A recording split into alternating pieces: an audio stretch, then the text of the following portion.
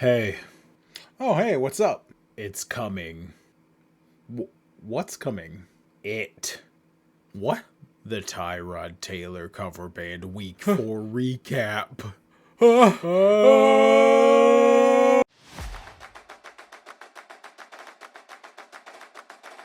Ladies and gents, welcome to week 4's recap of the Tyrod Taylor cover band league. That is a mouthful every time I say it.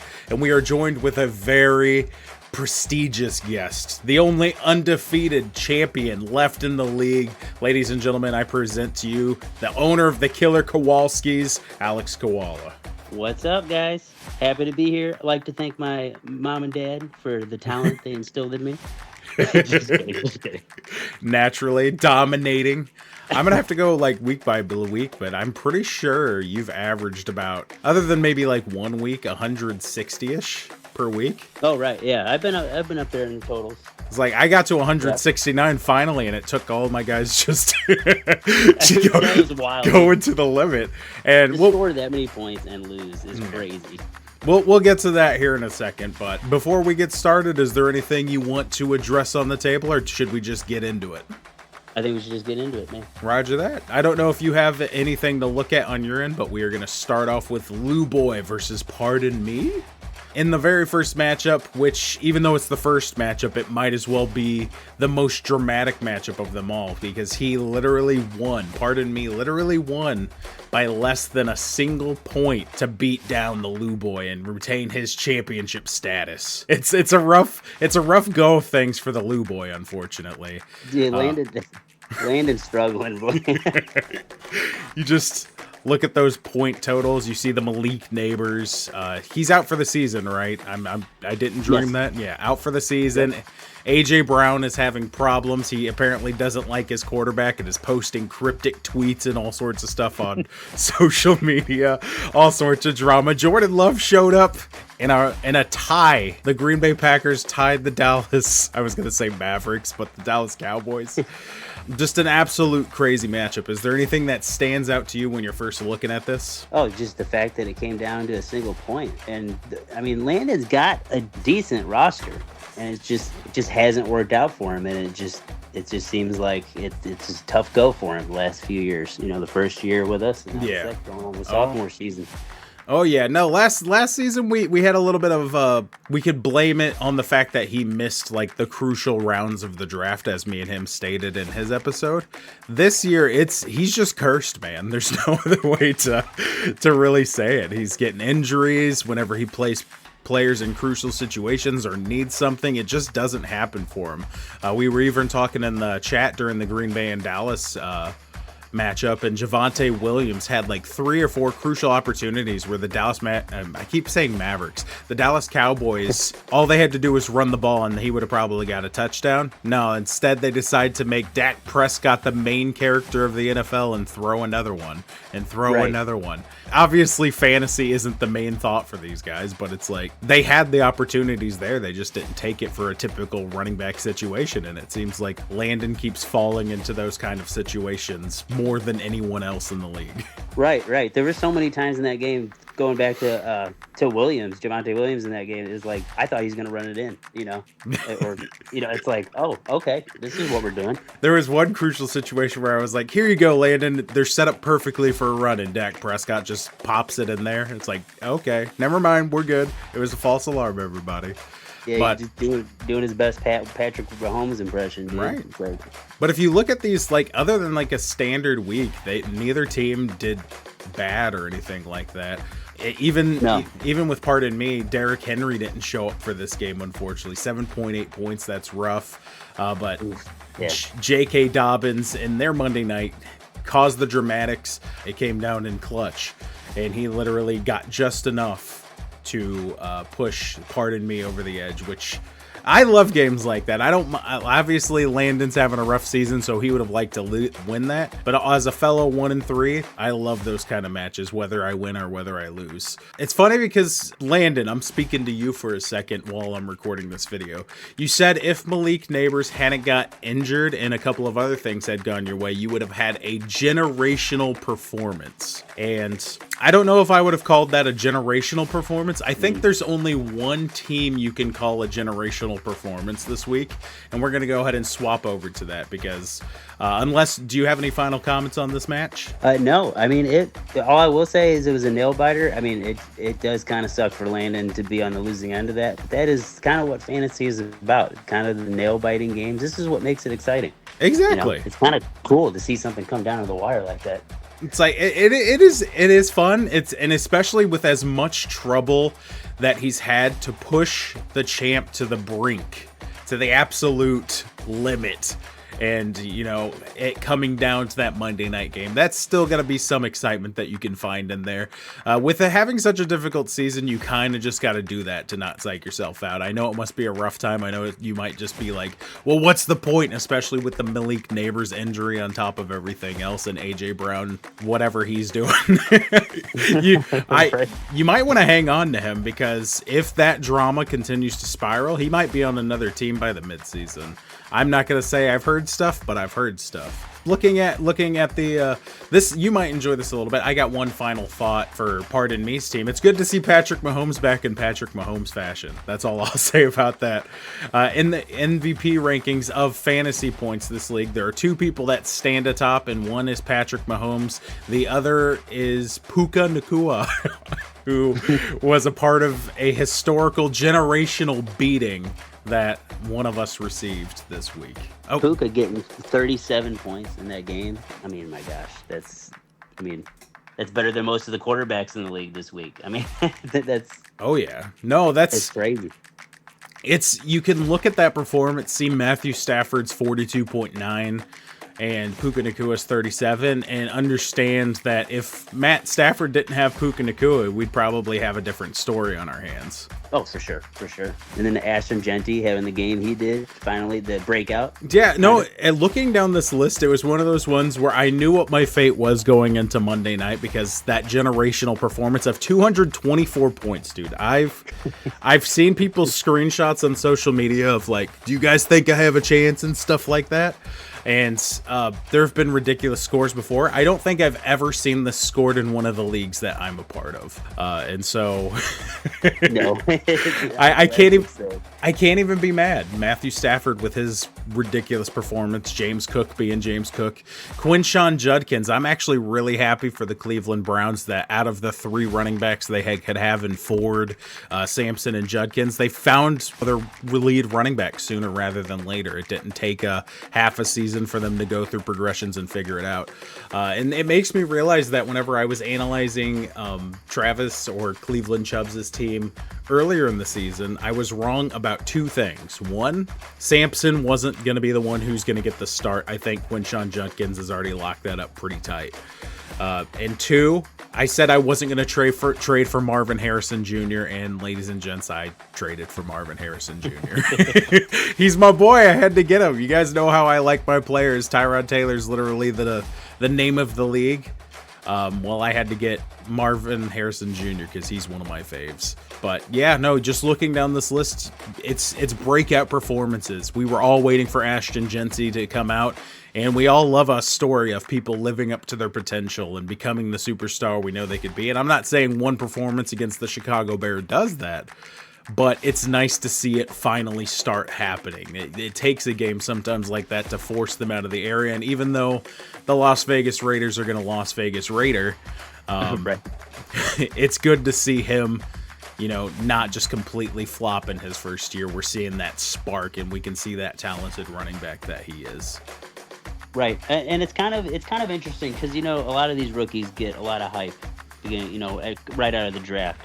Genty was one of those individuals, and Marvin Harrison was, to go back to your point earlier. Yeah. Harrison was, people were projecting him to be one of the top wide receivers in the league, and it just, with Kyler, it just hasn't panned out. unfortunately. And that's just, the way it goes in this league sometimes. Right. Very spiky performances. In their match against Seattle, you can blame it on a couple of them. There were a couple of, good passes from Kyler that Marvin Harrison just kind of butchered. But it's still a growing team and everything. I've heard a lot of people in podcasts and stuff speak on the situation. They kind of talk about how Kyler Murray just might not be the kind of quarterback that's right for a Marvin Harrison Jr. type wide receiver. But on that same note, you could also see a lot of growing pains in a sophomore season. I mean, we forget that just because a rookie season passes doesn't mean they're just going to magically launch into their prime. There are still growing pains to go through. And patience is the name of the game here for me.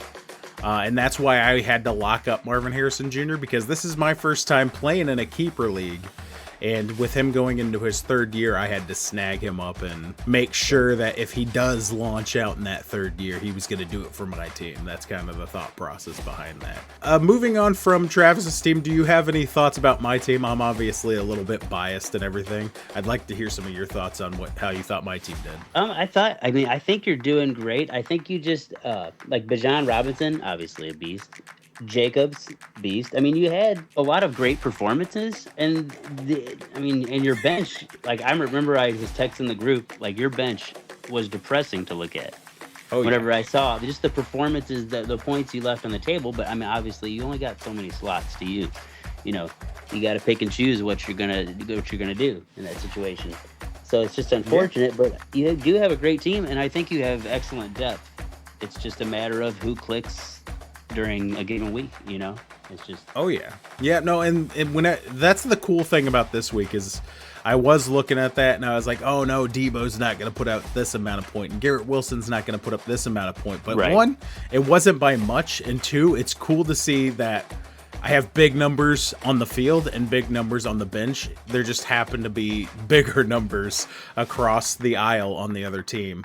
And I would have probably had a bit of a chance, but like going into Monday Night Football, I had 3 people playing, and I would have had to score 120 points. That's just how big the barrier was.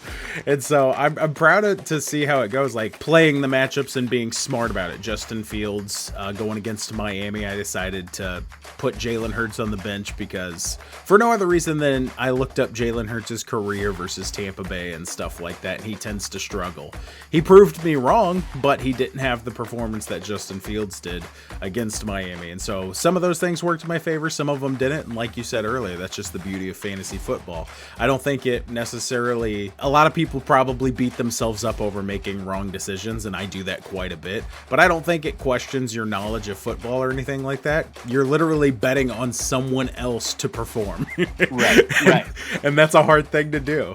There are people who do it as a profession, and even they mess up quite a bit. And to your point with Jalen Hurts is an interesting case study because I love the guy. He's inspirational.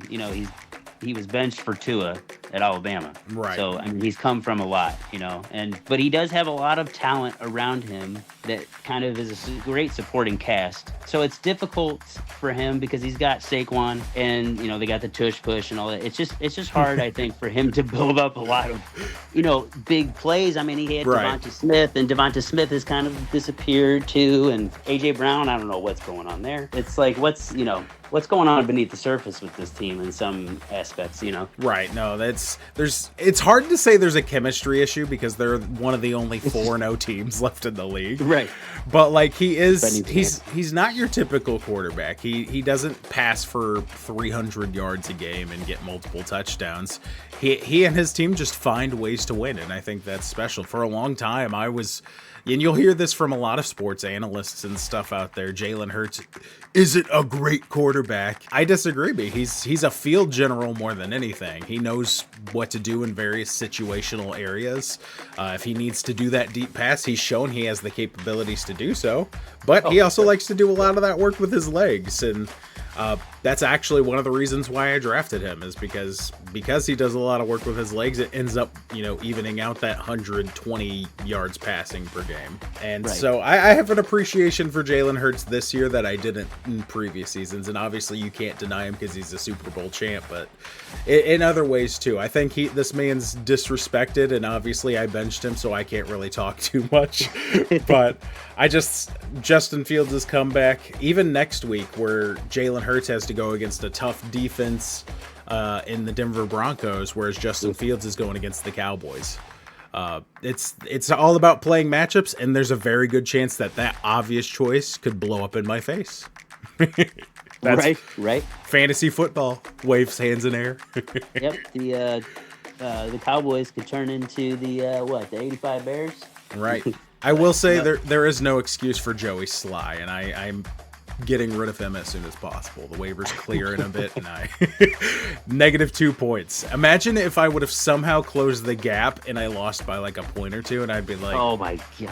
I would have found a way to remove kickers from fantasy football. No. They're just gone. They don't exist anymore. But enough about my match. Let's go to your match with the Kansas City Kunai with chains. Do you have an initial thoughts on going into this match? So early on in the day, I did notice that. So for example, Bucky Irving with the Buccaneers was going against Philly, and Philly's got a great defensive line, great secondary. I was very concerned of his ability to just get into those run lanes and be able to get some good yardage. Right. But especially with Tampa Bay having injuries up front on their O-line, and if you don't have a good O-line, you're not going to – your running backs, even the best running backs, are going to struggle. Right. So, but he broke off that, I forget what it was, like a 40-yard touchdown reception later in the game. They lost, but I was like, I saw that notification coming across my phone. I'm like, yeah, Bucky. There it is. Come on, baby. But no, Brandon had me there for a little bit. I was sweating it out a little bit, I was like, because he's got a decent team too. I mean, it's any given Sunday, man, Josh Allen did his usual Josh Allen things. McCaffrey did decent. When you look at the first four guys, just my main block of guys did really good in the end. So that really, I took some solace from that. Yeah, I know I've done it pretty much every week, but I'm going to give you another kudos for taking a gamble on Christian McCaffrey, because obviously Christian McCaffrey is just known as a staple in fantasy. And since he had that injury last year, coming back from it, I don't want to say poop the bed, but he had struggles. And a lot of people lost faith in him, but now he's the number one in his position rank. And it's because you had faith in him. You took that gamble, and you even messaged me afterwards, and you were like, I don't know if it's going to pay off, but I'm going to put my belief in McCaffrey. And dude, it worked. So kudos to you for actually taking that leap where a lot of other people before you just kind of skipped out. Right. And understandably, I mean, if you look at McCaffrey's injury history, a lot of nagging injuries that persist, that kind of worried me, but I was like, I'm going to take a shot. Sometimes that's how fantasy goes. You catch, everyone else is what's the old saying? When there's blood in the streets, you go, you join in. You're like, or you buy. It's like a stock market. And now I don't know where I was going with that. I totally butchered. When there's blood in the streets, you join in. Just grab a bat and start going. Wow.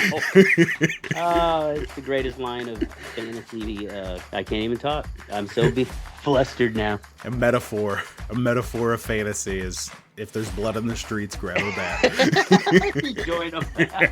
On the other side of the fence, we'll jump into Kansas City Kunai with chain. Daniel Jones this year having a down week, I would say. He's been kind of going off. Those first 2 weeks, he was looking top notch. Obviously, he's kind of slowed down a bit.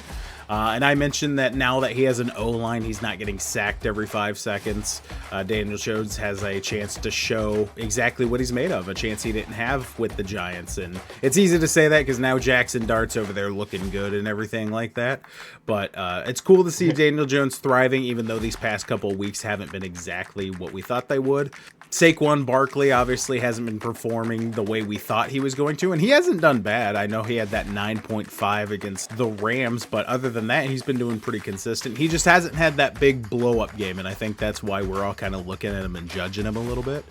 But if you go down this row, his team didn't perform bad other than the ones you could expect to, like, not put up ridiculous numbers. He tried the Trey Benson experiment. It didn't quite work out because he put him against the Seattle defense, and unfortunately they did what Seattle defense tends to do. And then tight ends in this league, there's like two tight ends. I have one of them on my injury reserve, and whoever has Trey McBride, those are the two tight ends that are going to consistently get receptions. So I can't even fault him for only getting 5.8 points with Juwan Johnson on a struggling New Orleans Saints offense. But other than that, he looks pretty solid. I think he'll bounce back, and he's going from an undefeated monster to the defending champ who you've already decimated this year. Brandon, to go back to your point about Daniel Jones, it's interesting that Brandon has Daniel Jones and Saquon Barkley, two Giants castoffs. Right. That are two. The parallels, taking somebody else's discarded belongings and making a work of art. I mean, who would have thought we'd be here on, week 5, coming up on week 5, and we'd be saying, Daniel Jones, he didn't have that great of a week. He only had 18. Right. We weren't expecting him to have anything. Yeah, no, it really is a cool story, though. I've always been an underdog guy. We talked about it a little bit in the messaging last night. I'm a Nationals fan, so I have a thing for the underdogs. And so seeing him succeed whenever a lot of people had already written him off going into the season is very cool to see. And what's the Colts record right now? I believe the Colts, they're over 500. I believe they're 3-1. Yeah, that's 3-1. That is right. And he's their leading guy. He's their QB. So that's cool to see. But on that same note, as much as I'm praising him, in these past couple of weeks, can you imagine if Jaden Daniels hadn't been hurt, what kind of numbers he might be putting up? That instantly is that kind of quarterback that can come into your situation and just completely dominate, not just against the poor defenses, but really any defense. Whereas I don't know if we can quite say that about Daniel Jones quite yet. And also he's playing with the Colts offense, who I wouldn't say is the most reliable offense ever. Whereas Washington might have a little bit more tools to work with. But again, every single time we talk about this, it's easy to just be like, but that's fantasy football. So Right. Totally different. I mean, because you are right, though. Indianapolis, they struggle. Not a great wide receiving core, but they do have Jonathan Taylor. You got to be able to run the ball, and you got to be able to catch the ball. Right. At least, the Chiefs would tell you this right now. They don't have the best running game. Pacheco's okay. They got Kareem Hunt, but he's older, right? He's getting in the back half of his career. Good old Kareem Corn. It just shows that you need to have both sides of the ball. Yeah. Playing efficiently and effectively to be able to be successful. The Colts are an interesting story, though, for sure. And I am rooting for Daniel Jones because I'm sure in that New York media market, he got a lot of hate. And he's probably happy to be in Indy. So, no, it's like, get me out of here. Well, it's funny because not even a couple weeks ago, last week, whenever Russell Wilson was having his struggles, everybody was like saying, why did we let Daniel Jones get away? And so he didn't have to wait long at all to get his, yeah, that's right moment. But good for him. I always like to see people like Sam Darnold is the ultimate example of that. But I think that puts a cap on this match, unless you have any final thoughts about your match, since it is your match. Not really. I just, the only sticking point for my team that has been is Kelsey. But like you said, tight ends have been very inconsistent. It's hard to get a decent tight end that will perform week to week. I took a stab at Kelsey because I figured, some people were lower on him because of the age and, I don't know, the Swifties or whatever had an effect on him or something, but who knows about that. But I figured, Kelsey is Kelsey. He can get open. He can block. I figured he can get in space. Maybe he'd have a renaissance year. Hasn't really panned out, but that's just the way it goes. I think if Travis Kelce was still on the board when it came time for anyone to select the tight end, they would have picked him. He is one of the big names in the league. There's a couple of people in the waivers that I was kind of reminiscing on in the tight end department. We just saw one from Waller. He used to be a big name on the tight end spectrum. Mark Andrews, Evan Ingram, they all used to be huge names as tight ends and everything, and they've kind of faded away. I think it's just a big position that takes wear and tear on your body, and eventually you just stop becoming that offensive threat and get dropped. The fact that Kelsey has done it so long, I think he's just naturally that reliable force that we always go to. Whereas Mark Andrews had like a 2 or 3 year reign of dominance and then kind of fell to the wayside. Travis Kelce's been doing it for 8, 9, 10 years. Oh, yeah, for sure. At an elite level. Yeah. And so I don't blame you for taking that at all. And watch, it's going to pay off for you one day because Pat Mahomes is back in Pat Mahomes form, and he's just going to start tossing it to him. Right. And I was thinking about you the other day because you took a stab at Xavier Worthy. And I remember our conversation about that because you're like, I think he's going to be great in this offense. And they really needed him because he came back last week and dominated, and Patrick's threw 4 touchdowns. I will say, and I was going to save this till later, but it's the perfect time to bring it up. I did trade Xavier Worthy for a running back because I have 2 of my guys on bye weeks going against you this week. Oh, you did? I did not notice that. Yeah, okay. Bijan and Josh Jacobs are both on the bye, so I only have Jonathan Taylor. So I got Mr. Jordan Mason, and I had to ship over one of my wide receivers, and Xavier Worthy's the one he wanted. Oh, okay. Yeah, so that's another thing about fantasy is I like doing that wheeling and dealing. Ultimately, I will say I probably lost out on that trade, but Jordan Mason's somebody I don't think you can sleep on, and he'll be a solid person that fills in that backup running back role. Oh no, he's very talented. I would love to have him on my team for depth. I mean, it's like a great option. I was happy when he accepted the trade. I was like, hey, if you give me Jordan Mason, I'll give you one of these 2 guys, and that just happened to be the one he accepted for. So I was happy for that, and it works out for LaMarvelous Chase because that's perfect segue because that's the last matchup on our docket. Tyreek Hill just went down with a season-ending injury. And you've seen all the memes and everything of him smiling, leaving the game. And it's like that feeling when your season's over and you go down with an injury and everything like that.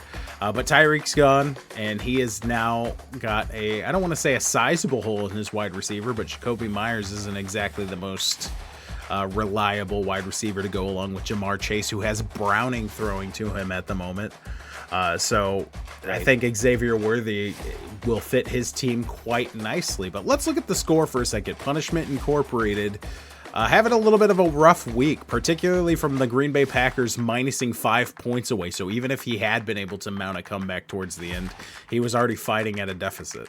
Right. And for that game to end so close, those 5 points, it's a kind of thing where a few points here, a few points there, you're looking at a completely different game and you have a chance to win. But it does add up in this league, but it is unfortunate. I mean, Richard does have a really good team. It's just, you got McConkey hasn't really panned out to what he was in his rookie year. Right.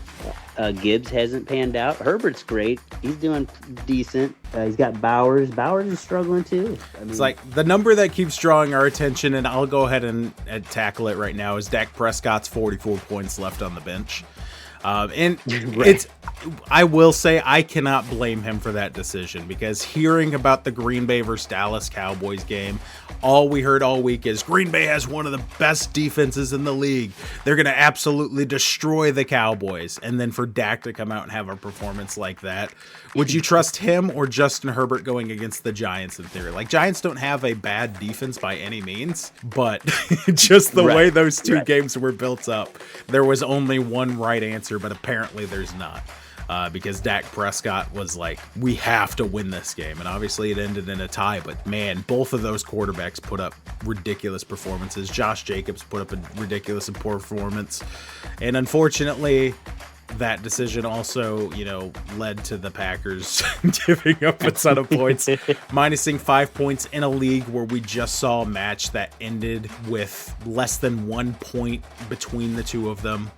It's just, it was a crazy matchup, and that's coming off of the same week where LaMarvelous Chase, who's to say what would have happened if Lamar Jackson hadn't gone down with his knee injury. And I know that's another thing. He had two injuries this week, Tyreek Hill and Lamar Jackson. There's speculation as to whether Lamar Jackson's injury was real or not. That's not up to me to decide. But on top of all of that, even with Kyron Williams having a somewhat down week, because to me, I don't know about you guys, but whenever somebody gets at least 10 points, I don't feel completely bad about putting them out there, because at least they gave me something. It's whenever they come out and they're projected to have like 18 points and they put up like 3 that I'm like, ow, why? Right. But hurts me. But like Kyron Williams did his job. He against a formidable Indy line. He put up 10 points still. He didn't get any touchdowns or anything. Oh, did he get a touchdown? Yeah, he got a touchdown. What am I talking about? Yeah, he did. LaMarvelous Chase has a great team too, and it's just, this is kind of the same thought process like to Travis's team, the Chubs. Like, great roster on paper if you look at it. It's just the performances weren't there up until this week. Right. And then I think it was one of your previous recaps too, where you mentioned, like, I think it was Travis you were referring to, and you said he's going to pop off one of these weeks. Oh, yeah. Yep. And it just so happened to be against you. and like I said, whenever there's a lot to be happy about with that, because one, they're not my favorite team, but I was rooting for the Cleveland Browns to kind of figure out their stuff a little bit. I was kind of hoping, because I think Dylan Gabriel's going to get the start before anyone else, but I'm kind of one of those people that's like, put Shadur in, you know? Right. Because I kind of want them to kind of figure it out. Their defense is on lock. Their offense for a while was up in the air, and so it's cool to see them finally figuring things out. And it works. So Quinshon Judkins adding in that 20 points. Obviously, that wasn't the big difference. Puka Nacua, we're seeing a generational wide receiver He's at so good. work. He's a beast, man. Literally, Pat Mahomes and him are the MVPs of the league as of this moment. If it were to stop, we would have to vote between the two of them because they're tied. That's just how ridiculous he's playing. He's playing with the same amount of a point total as a quarterback that's throwing multiple touchdowns a game. And then Ashton Genty, like I said, a feel-good story. So I don't want to say I'm glad he popped off, but it's cool to see some of the people that popped off. For sure. And it's crazy to an even different point. Like, if you look at the injuries to Hill and now Malik Neighbors, and then the performances of Justin Jefferson Browning with Jamar Chase, right? You got most of the top wide receivers that were drafted are not performing to what the expectations that we had for them. And that, also goes in tandem with how this is an unpredictable league and therefore an unpredictable fantasy season. It's just, now you got Tyreek Hill going down too. It's interesting to see the dynamic that will play out the rest of the season. It's weird that and I think James, that's who owns the Marvelous Chase. I think it's telling that Omarion Hampton was his lead scorer this game. That dude popped off. Oh yeah, incredible performance. That was definitely cool to see. It was like, speaking of feel good stories about people popping off at the right time, that's the guy who might have, saved this whole game for him. Because for sure, yeah. If he puts up like another 10-12 point game, then Punishment Inc. takes this easily. But and it's the seesaw of fantasy. It just, if my guy here doesn't have 30, then your opponent's like, oh sweet, right, I have a chance. I do feel kind of bad, obviously, for Joe Burrow. That dude's the heart and soul of the Bengals offense, and they literally look soulless when they're on the field now. I'm pretty sure whenever they were because they were going against Seattle. No, were they? No. Denver. They were going against Denver. Oh, Denver, yes. Because I played their defense because that's who I thought, and then I could have played Seattle, who scored more points even though... And that's the weird thing about fantasy, too. They give you that 10 points, so if you hold them at 0, you can just keep that 10 points, essentially. But I feel like if you hold your team to a field goal, you should get more than just 10 points. That's just my personal preference, because they absolutely shut them down.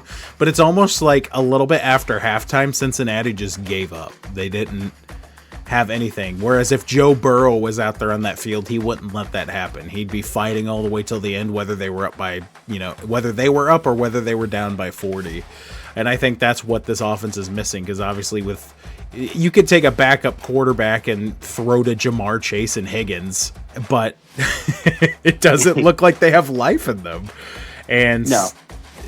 That's the unfortunate thing about it. Jamar Chase, who was a wide receiver who put up like 3 40-plus point games last year, is obviously struggling this year, and that's rough to see. And Cincy just it's been a tough go for that team. I mean, they got a lot deeper problems in that organization. I think it ties back to ownership. Yeah. And they're just unwillingness to... I mean, they've spent money on Jamar, and they spent money on Burrow, but that line, they've not invested in that line nearly enough to protect him. No, he's been injured so much. All it took was 1 or 2 sacks to give that man his turf toe. I was like, turf toe's not a joke, man. It may sound like, athletes. It sounds like nothing. Athlete's foot is what you kind of immediately compare it to in your head. You're like, oh, he's got mushrooms growing on his foot. But Get back in there. It's not that. It's ripping and tearing of tendons in your foot. So... Yeah, you learn what it actually is. You're like, yeah, that's probably not ideal to have. Ooh. All right, so I think that's going to end it for the recap session. Do you have any thoughts on any more of these games before we move forward into looking at next week's games? Not really. I think the only takeaway I have is that it was a very unpredictable week. It was, fantasy. Dude. Yeah. Oh my goodness. Like crazy. Some of the results that we got. Oh right. It's just like a couple weeks ago with the Vikings defense scoring 42. That like, dude. I'm still not over that. I'm still not over that.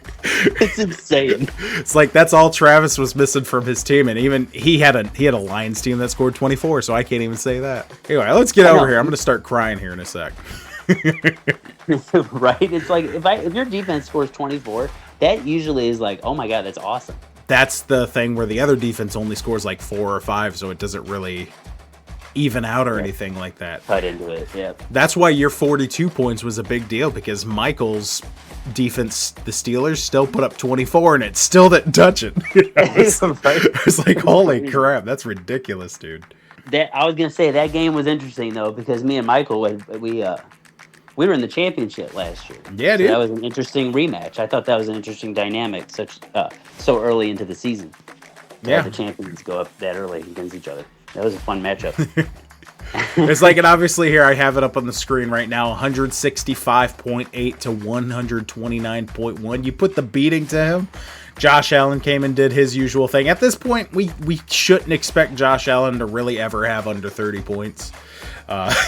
He did have 1 week where it was like 18, but I think that's because they scored a bunch real early and he just kind of ran the ball for the rest of the game. Here's a fun fact that I never really thought about. If you look at all other people, his highest scoring player was Jake Ferguson. His highest scoring played was the Steelers with 24. Your highest scoring thing was the Vikings defense at 42. This is one of the few games on fantasy that I've seen where the two highest scoring players, I guess you could say in quotes, were the defenses. That's ridiculous. That's the example of how this year has been, man.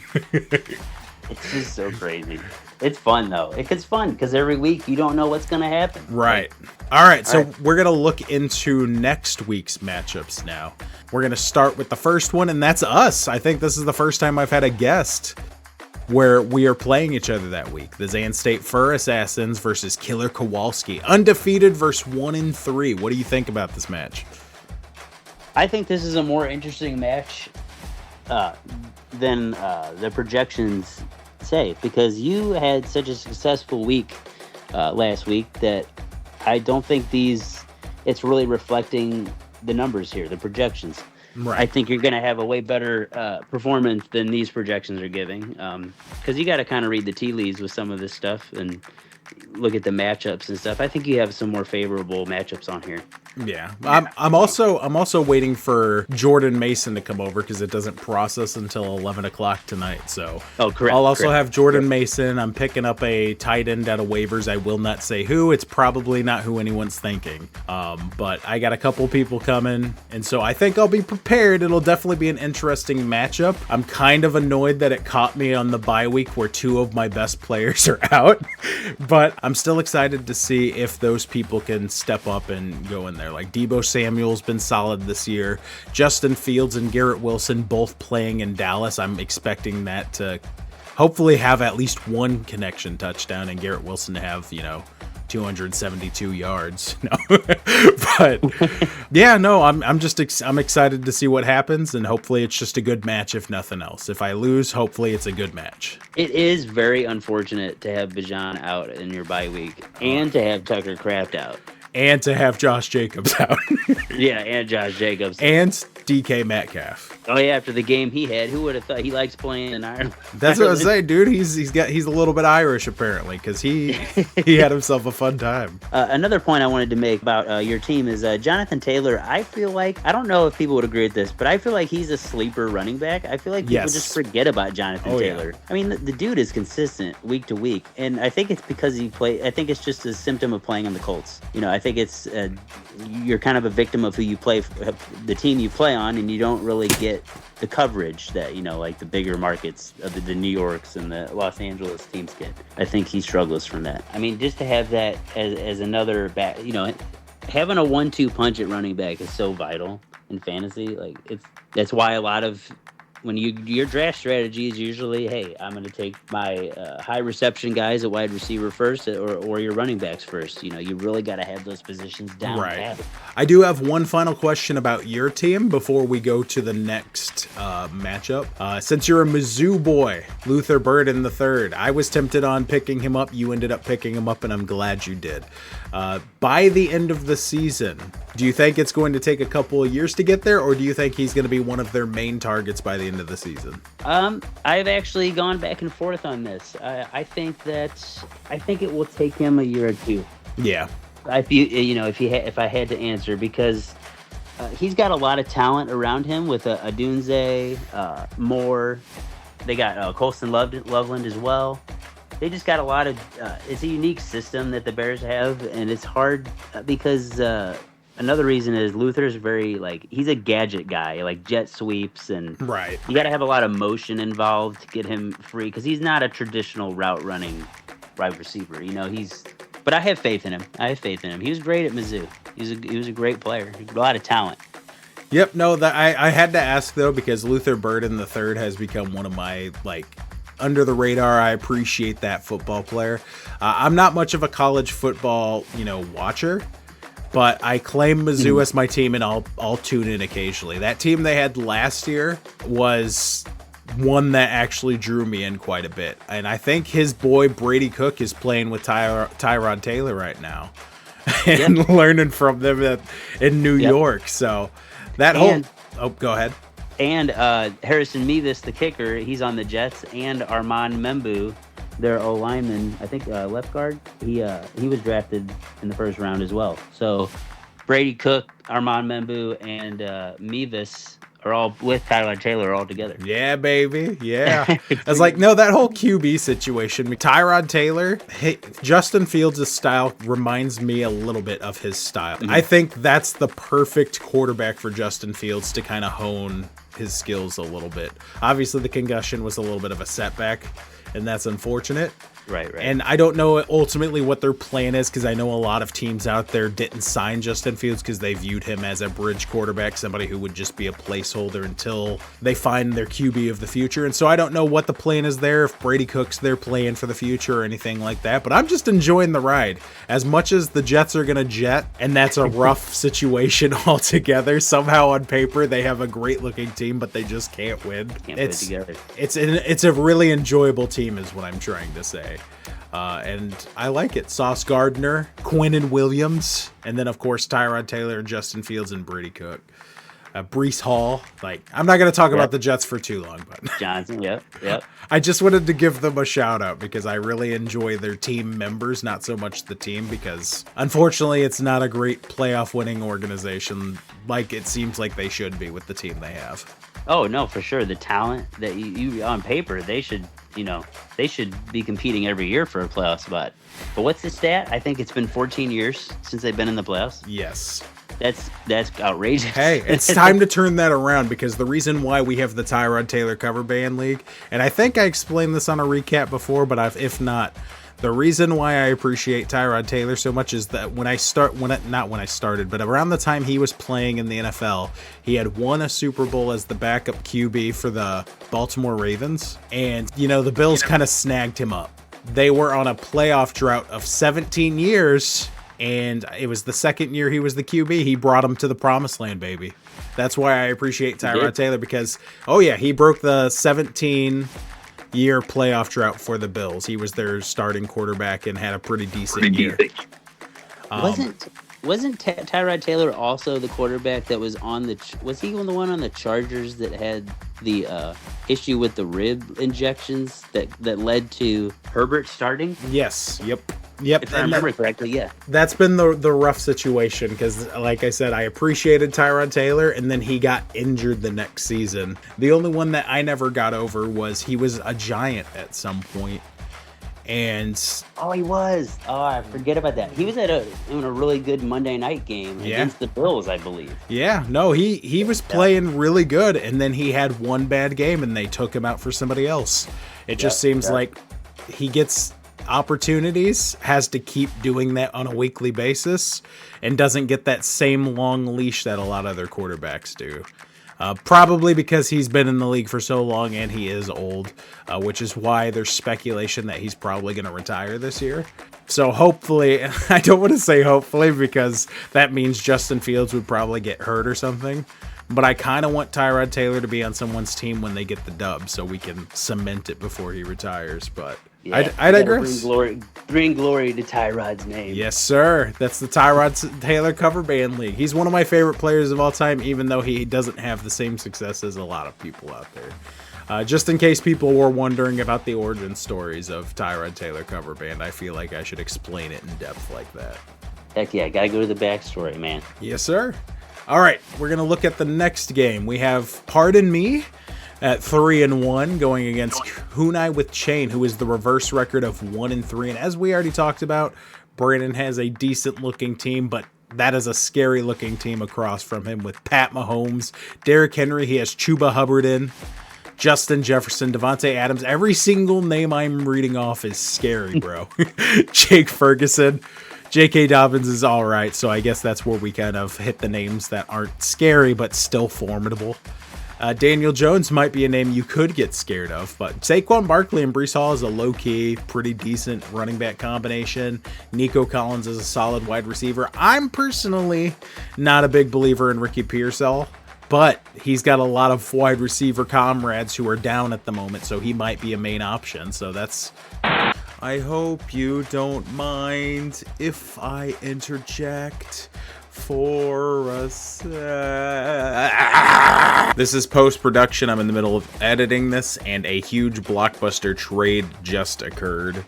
So I feel like I should explain, because we do a lot of talking about a couple of players that were included in this trade. And although those comments do hold up in my opinion, they're going to be on different teams. And so the impact we talk about, all that is...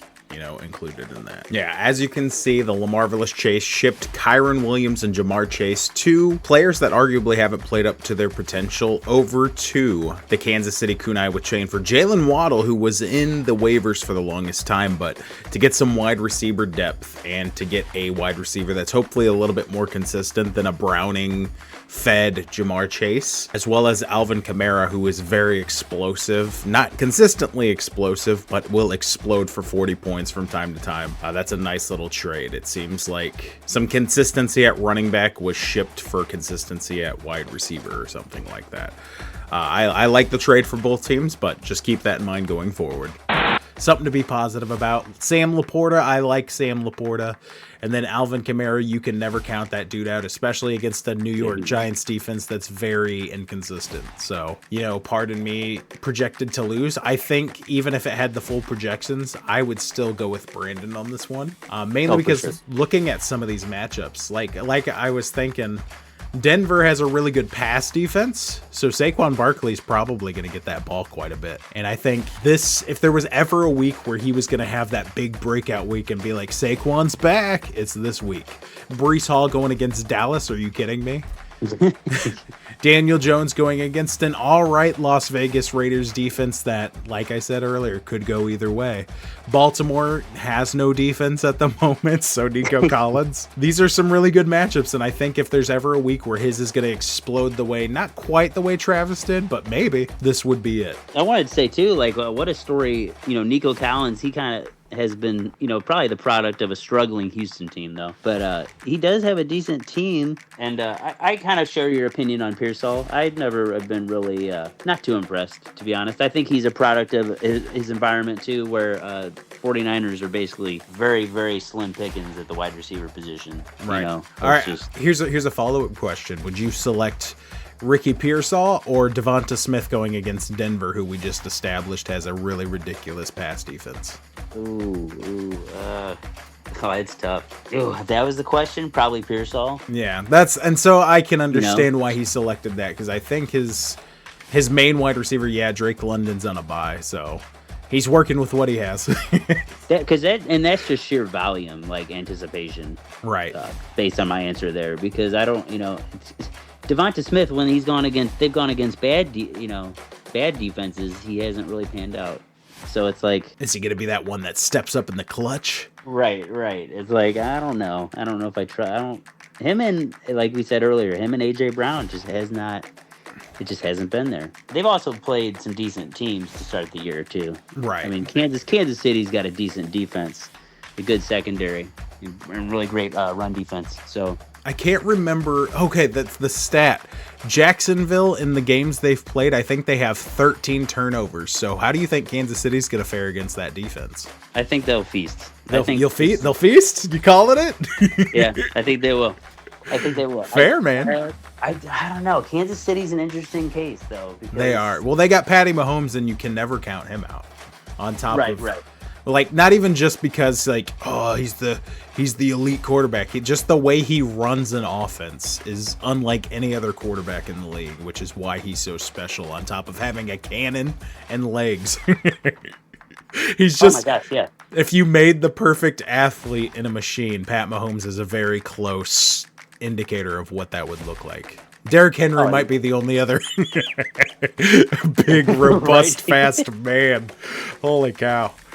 Dude, imagine, like, Derrick Henry, just another example of a guy that you think going into the season, he's a top guy, top dog at running back, at least top 5. And he just has had so many struggles with just holding the rock. Like, that game against the Bills, they lose that game because of that fumble. It's one of those seasons for him so far. Yeah. It's interesting.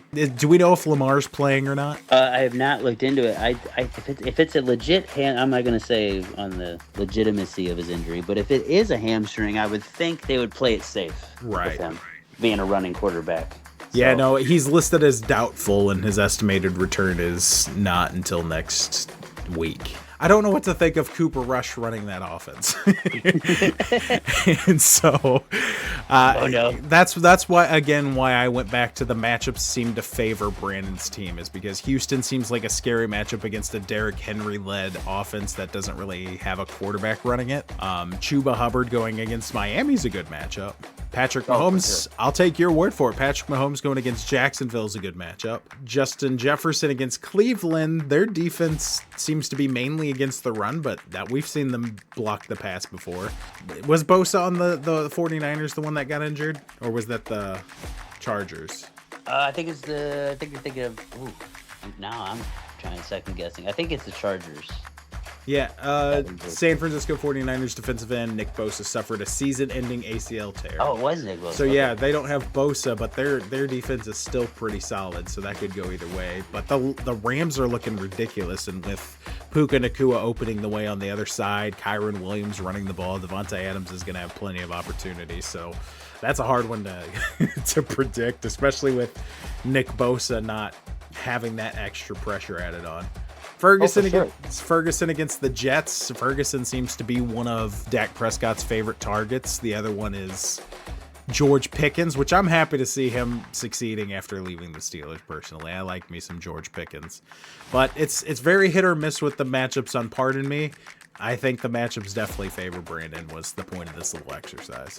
And just a lot more likelihood for things to go well for him this week. And it would be a very cool story to see Saquon break out against that Denver defense. That's kind of my storyline for this entire thing, is how is Saquon going to do? Because I really think that could set the entire tone of the match if he puts up like a 30-point game. For sure. Saquon's got, he's another one of those guys that we anticipated he would have another, breakout season. Kind of like what Christian McCaffrey did a few years ago. Right. 2023. You're thinking, MVP next year. Okay, he's going to feast again. And then he had the injury issues. And now Saquon's, he's had a decent year so far, but he's not near what he was last year. So. I'm going to put you on the spot. Is he falling victim to the Madden curse? No, I don't buy into the whole Madden thing. Like, personally, there was like a 6-year stretch or so where somebody would make the cover and then get like a season-ending injury, and it was kind of crazy. And whenever Christian McCaffrey made the cover, he got that injury that took him out for the season, and so that's why a lot of people were putting a lot of weight back into it. But there was, I think, up until Antonio Brown was on the cover and literally went crazy that same season. That was like the final year where the Madden curse was taken seriously. And then after that, it was like, oh, okay, these are just good players because people like Tom Brady and Pat Mahomes would get put on the cover. Lamar Jackson won the MVP the year he was put on the cover. So it's like now we just realize that they're releasing the script to us. That's right. That's all it is. It has been leaked. It's like, that is a sick cover, though. I don't know if you've seen it, but it's just Saquon doing his backwards vault over somebody. Dude, yeah, that's the best. Like, that's one of the best football highlights ever. Like, that'll live forever. It's unreal, man. It's just, you would have never suspected it to be pulled off in an actual game, and Saquon was like, dude, it's happening. The LaMarvelous Chase is taking on the Lou Boy. The question is, will the 3-1 LaMarvelous Chase smother the Lou Boy, or will Landon finally get out of that zone and get another victory under his belt? I can't talk too much because his first victory was against me, but now he has a chance to bounce back from it. And even with his injuries, even with his misfortunes, this dude's team, it doesn't look half bad. He's got Jared Goff going against Cincinnati. He's got Kenneth Walker III going against Tampa Bay, which could go either way. They're that middle of the pack D. Javonte Williams going against the Jets, who have a decent line, so that could go either way. Where you get a little scary is his wide receiver core. Egbuka goes against Seattle, and Brian Thomas Jr. goes against Kansas City. Tyler Warren is in Las Vegas. Pittman Jr. is in Las Vegas. And then he selected the Texas D to go against that struggling Baltimore offense without their MVP. So that's favorable. An interesting set of matchups. On the other side, you have LaMarvelous Chase, who's got Baker Mayfield going against that Seattle defense. Could go either way. Baker's been having a decent year, for obviously all the controversy he's faced in his career. Right. I think he's in a great situation there in Tampa. So I'm confident in Baker against Seattle. Seattle's tough, though. It's a tough defense to go against. It is. That's what I'm saying. It could definitely go either way, but Baker Mayfield's one of those QBs that can kind of make things happen. The only question is he can't wait until the last second like he will do sometimes, where he'll kind of keep it close the entire game. And then in the last 3 minutes, he has to do that come from behind victory. We saw that against the Jets, who, granted, the Jets... Tyrod Taylor was playing. Jets had 6 points going into the half against 21 or something like that. And then the Jets somehow brought it back, and Baker Mayfield had to lead them downfield to kick a field goal. It does feel like they don't put that dagger in and just, finish them off. So that could go either way. But if they do make it a long, laborious game, that could create more space for Baker to get more fantasy points. So in this case, might work in his favor. Omarion Hampton, off of his awesome performance last week, goes against a spotty Washington defense.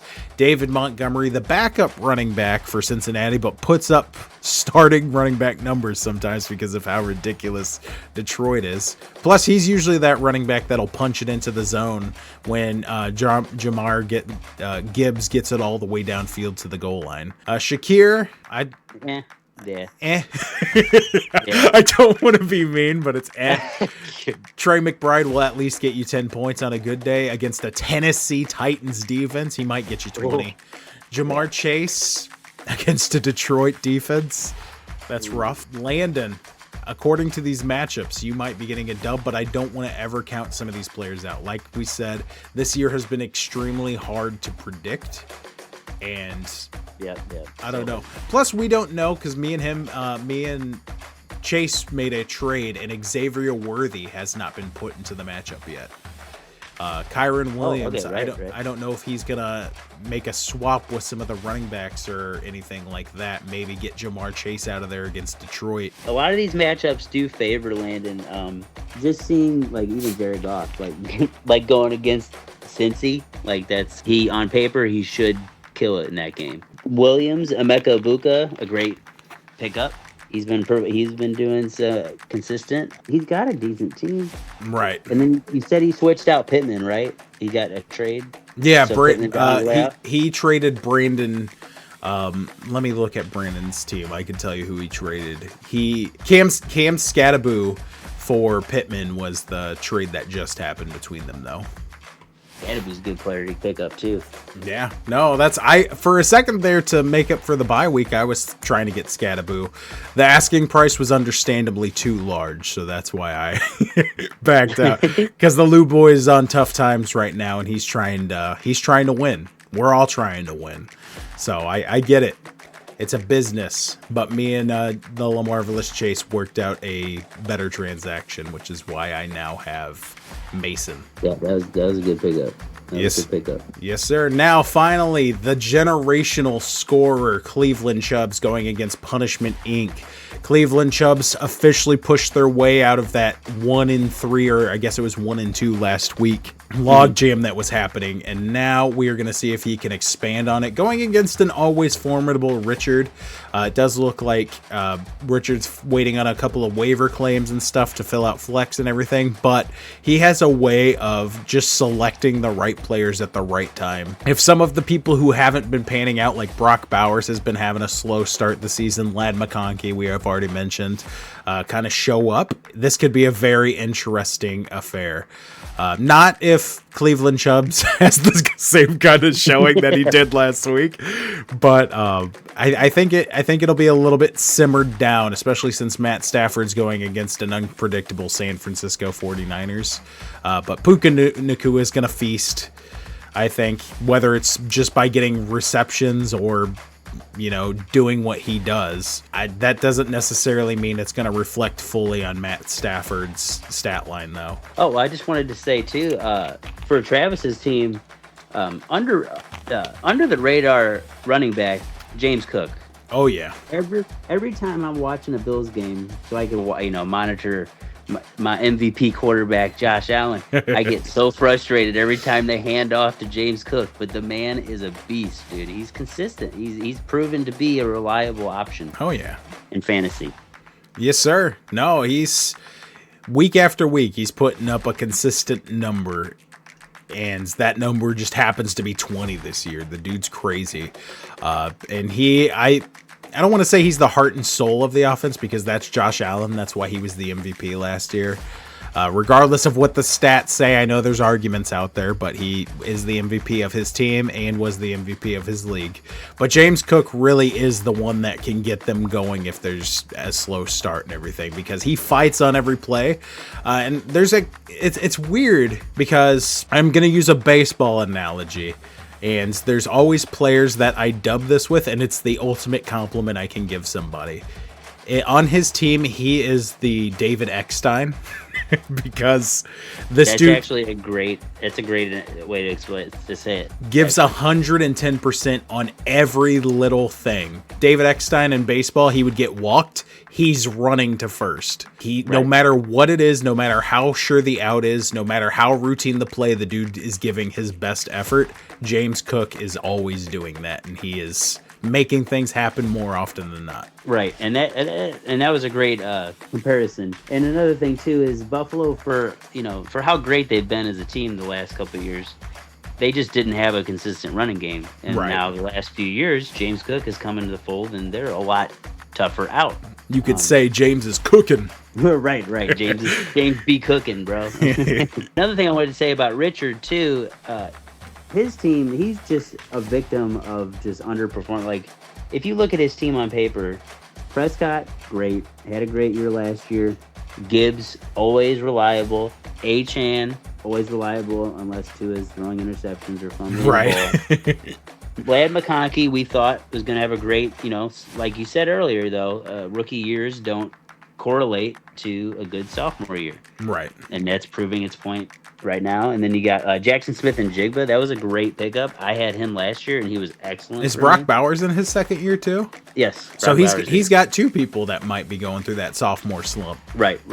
And it's unfortunate, but that's just the way it goes sometimes. His bench looks good too. He's got Rice, dude. He's gonna have a beast of a team. Once Rice comes back, Terry McLaurin, got Rome Odunze on bye. Rome Odunze's on bye. I mean, that's a killer team. If he gets them all clicking on all cylinders, dude. Packers defense waiting to put up -5 points again. No, I'm not. I'm salty about that for him, dude. That's ridiculous. It's like there's nothing worse than looking at your score and seeing that negative next to a number, and it's like who didn't show up this week? Who did this? Right? Who's getting released into the wild? It's over. Throw you to the wolves. On a positive note, Jamar Gibbs is going against Cincy. Devon Achane is going against Carolina. And if McConkey ever has an opportunity to go out, it's against a spotty Washington Commanders, defense. Yeah, Washington is spotty for sure on defense. It even goes back to last year, like in it was the NFC Championship when they played the Lions. That was a shootout game. Right. They just they're iffy on defense. I wouldn't trust them. So what you're saying is our top tips of the week is to go out and pick up the Washington defense. Right. They'll score 42 points for you. Yeah. in theory. Oh, man, dude. I feel like Chubbs' defense is going to have another great week because the Lions are going against Cincy. And they're not just the ones who are going to hold you to a field goal. They're going to hold you to a field goal and beat you up, get sacks, fumbles, interceptions, turnovers on top of just holding you. Which is what the Broncos didn't do against them. But if Cincinnati gives up like they did last week, it's going to happen. Right. I feel like the Lions are an underrated defense.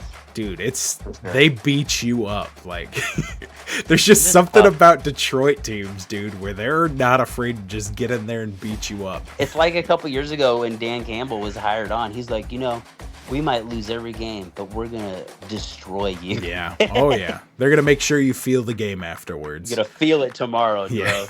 Man, and he didn't even have to set up bounties like the New Orleans Saints coach did. Bounty gate. It was like, hey, you'll get an extra strike. That was wild, dude. Oh, man. A couple of things to be mindful of because I think it almost snuck up on a couple of people this week and they cost it last second. I'm going to read off the international schedule game so that you should have your lineup set going into Sunday morning as opposed to doing it the morning of. Right, I forgot about that. A lot of moving parts and interesting dynamics go along with that in preparation for those weeks. Right. Things to consider because people who might not have stepped up otherwise might step up in this new dynamic. Quentin Johnston, it was funny because he put up a giant performance over in the Brazil game. He did. He went and the meme I saw the next day was there's going to be an entire generation of Brazilians that think Quentin Johnston is the greatest wide receiver of all time because he just went off. So that's something to consider going into these games. It's funny because that same day I posted in the group where I was like, I'm willing to ship Josh Jacobs for a reliable wide receiver. I listened to a podcast that was like, if there was ever a player you didn't want to trade right now, it's Josh Jacobs. I was like, oh, I just goofed. But I would have probably traded him if I would have got a good deal, like somebody would have given me that reliable. But thankfully, like I said, me and Richard reached a pretty good deal. Now, the things I told you to do homework on, we're going to talk about those real quick. Do you have a match of the week for week 4? So I think it's going to be the match of the week that I came to was actually Cleveland Chubbs versus Punishment Inc. I think that I just kind of want to see whether Travis's team, how it can rebound from that week, that like crazy performance. Right. And how can Richard do? He's got a really decent team. He's got a few slots to fill with buys and stuff and having to maintain all of that.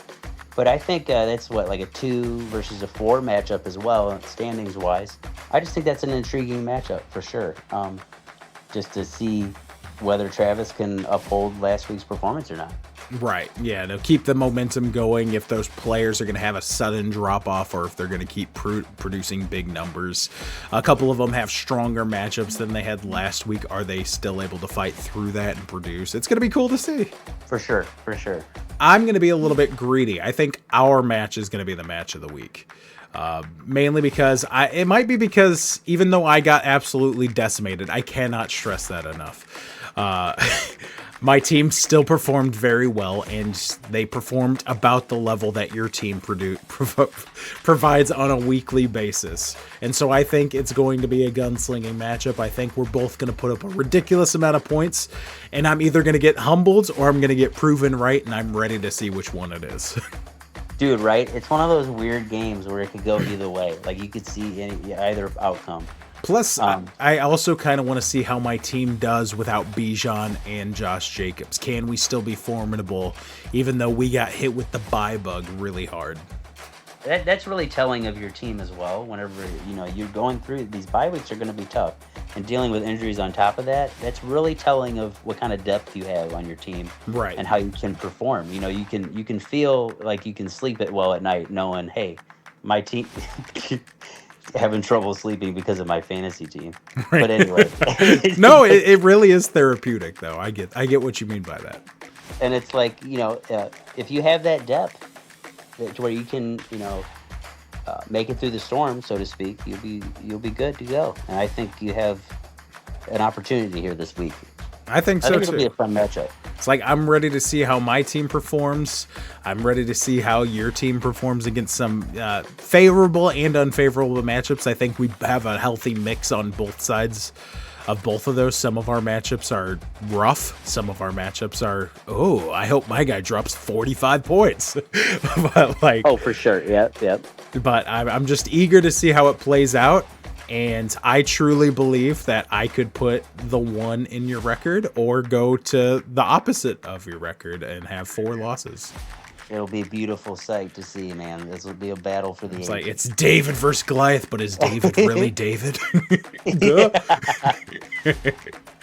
So, yeah, that is my matchup of the week. I think you said in one of the previous recaps, Michael was 7-7. Yes, sir. 500. And he won the championship. It's a beautiful thing. Right? And it just goes to show you, it does not matter. Like, for example, I'm 4-0 now, but things could change. So within a matter of a couple weeks, like, it could, the trajectory could change. You could have injuries. You could mismanage the team. It's not always set in stone, Yeah, no, I agree with you 100%. And that's why anytime somebody gets disheartened, I'm just like, guys, it's early enough to where anyone can, still win and everything. And that's why I keep bringing up the Michael was 7-7 so much too, is because that's the perfect example. He literally lived it. We got it in year 1 of our entire league. It was inspiring, bro. It was an inspiration. Brings a tear to my eye every time. All right, I need your top 3 fantasy players of the week, and keep in mind they are going to be in the thumbnail. Okay, deal. So for my top, I've just kind of looked at some of these matchups and some of the events that have occurred over the last couple weeks, and I think one of my top players is Puka Nacua. Oh yeah, I for sure. I just want to see. God, he's just such an intriguing player. I want to see how he does the rest of the season. I mean, he's got a great supporting cast, and he's performing so well. He had that 37 points in last week's game. I mean, that's crazy. I would say another one that's intriguing to Wan'Dale Robinson. I know this is going to be out of left field, but with Malik Neighbors out now, Wan'Dale Robinson would slot himself into that wide receiver 1 position with the Giants. Good point. And I wonder, I know Brandon got him. I think he traded him away, if I'm not mistaken, though. But that'll be an interesting dynamic to look at with Jackson Dart taking over now. Right. How is that going to play out?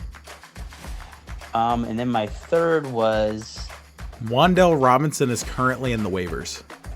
Oh, he is? Yes. Oh, okay. So... oh, well, my bad. No, you're good. You're good. No, I'm surprised. He did get dropped. Dang. But continue what you were saying. I think another player to watch would be, I want to see McCaffrey against a really good, a formidable defense. Right, a test. Yeah, I think he hasn't had much of a test yet, so I'm interested to see how he performs this week. In terms of that matchup, I think he's another one to watch. I think I had a list. Oh, Genty. Oh yeah. I want to see if that was just, kind of a fluke week for him, or if that was, kind of a trend line of because he has the talent, but can he pop it off? He's pop it off again? You know? He's got a chance to do it against a pretty consistent Colts D line.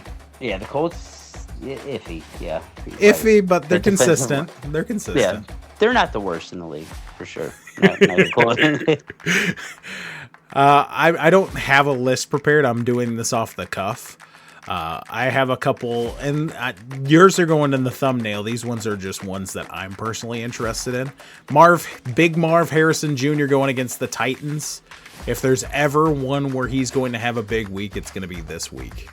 Because Kyler Murray, any quarterback anywhere can go off against this Titans defense. Like, no, they're not the worst, but they're a far cry from anything good, as harsh as that might seem. And so I'm hoping that's why he's at the flex role. I wasn't originally going to put him at the flex role, and once I saw that matchup, I had to at least try it. Otherwise, Sutton would have gone against Philadelphia, which is also a rough matchup, or tougher matchup, I guess you could say.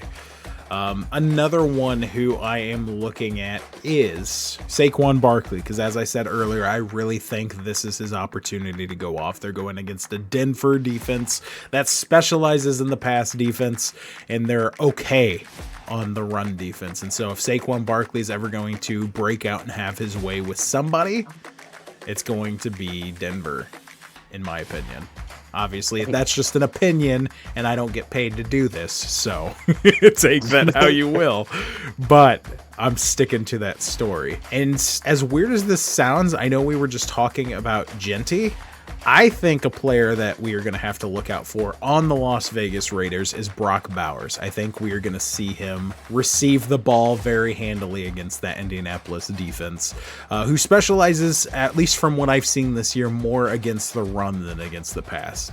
And I really feel like I don't have any proof. I don't have anything. I just really feel Brock Bowers is going to go off. So those are my three.